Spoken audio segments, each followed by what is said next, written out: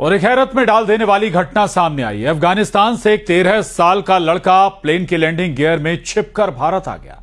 जैसे ही इसकी जानकारी सुरक्षा अधिकारियों को लगी, उनके तो होश ही उड़ गए। रिपोर्ट देखिए।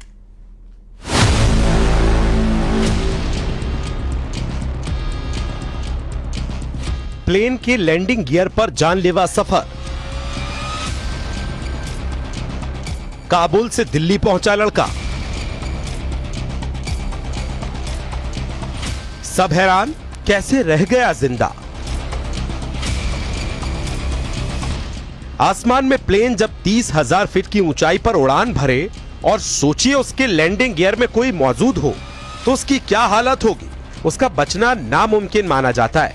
अफगानिस्तान की राजधानी काबुल, जिसकी दिल्ली से दूरी 1000 किलोमीटर से भी ज्यादा है, काबुल के एयरपोर्ट से एक 13 साल का लड़का प्लेन के लैंडिंग गियर में छिपकर दिल्ली पहुंच गया।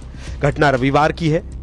ये तो कोई अजूबा ही है जिसमें ये लड़का सही सलामत निकला है। अफगानिस्तान की कैम एयरलाइन की फ्लाइट काबुल के एयरपोर्ट से सुबह 8:45 बजे के करीब उड़ी। 10:20 पर वो flight Delhi Indira Gandhi international airport के टर्मिनल 3 पर उतरी। एयरलाइंस के सभी कर्मचारियों ने प्लेन के पास से इस लड़के को घूमते देखा। उन्होंने तुरंत सुरक्षा अधिकारियों की जानकारी ली। पूछताछ में बच्चे ने बताया कि उसे जिज्ञासा हुई कि इसमें सफर करके कैसा लगता है। लड़का अफगानिस्तान के कुंदुज शहर का रहने वाला है। बाद में अफगानी लड़के को उसी दिन फ्लाइट से वापस अफगानिस्तान भेज दिया गया। एक्सपर्ट्स के मुताबिक प्लेन के पहिए के पास छिपकर यात्रा करना बेहद खतरनाक होता है।